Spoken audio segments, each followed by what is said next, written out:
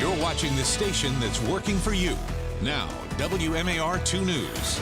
I'm Christian Schaefer with your WMAR 2 News update. Started with a water main break, but it's causing major backups and road closures throughout Tuesday morning's commute in downtown Baltimore. That initial water main break was actually more than 24 hours ago, Monday morning. DPW says they had a 12-inch water main break near the big intersection of Howard and Pratt Streets downtown. Now the water, which eventually leaked out near M&T Bank Stadium, has since receded, but many roads in that area are still closed. Howard, Pratt Streets, light rail service has been suspended for the downtown portion between North Avenue and Camden Yards. MARC train service got back up and running on Tuesday morning. Crews are also looking into whether that water main break is connected with an incident later in the afternoon, a manhole collapse that sent a worker to shock trauma. It happened in the exact same area, once again, Pratt and Howard Streets. A Baltimore City Department of Transportation employee was doing electrical work underground when a fire broke out and part of the tunnel collapsed. So this could also be related to that initial flash flooding from yesterday, but officials are still investigating what went wrong there. More than a dozen people had to be rescued from stalled cars in Frederick County. That area got hit with several inches of rain by the middle of the day on Monday. Flash flooding in many parts of Frederick County, including parts of the city of Frederick downtown. Water from Carroll Creek turning the athletic fields in Baker Park into something that looked more like a water park. 15 streets also flooded, leading to those water rescues. Fortunately, no injuries reported there in Frederick County.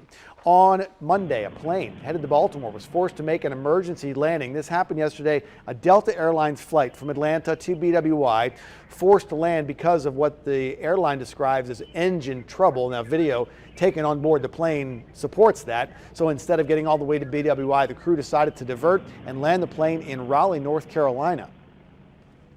The captain came on the loudspeaker and said that we had lost an engine and that they were making preparations to have an emergency landing. I pulled out my phone and I know I didn't have service. I just texted my mom, I love you. I texted my dad, I love you.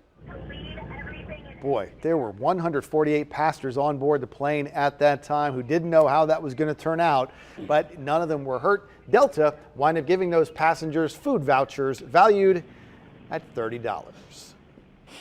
Now from WMAR 2 News, Maryland's most accurate forecast. Happy Tuesday, everyone. On this Tuesday, we do have seasonal conditions, less humid out there for today, and ample sunshine is on tap for today. And then 90s are going to make a comeback as we head more towards the end of the work week into the weekend. The muggy meter, not too bad as we go through the morning hours, but then we'll start to see changes as we work our way over the next 24 to 48 hours or so. The pool forecast definitely want to take a dip there as we do have that temperature for a high coming in right around 88 degrees. But you know what? That's nice and seasonal. That's par for the course as we continue through the rest of today. As we look at that 7-day forecast, here we go. The humidity will begin to creep back in.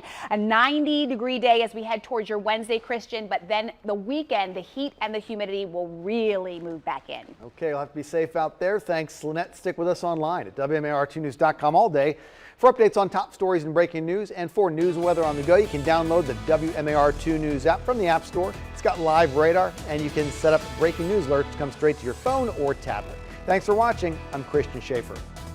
This WMAR 2 News update is sponsored by Jones Junction,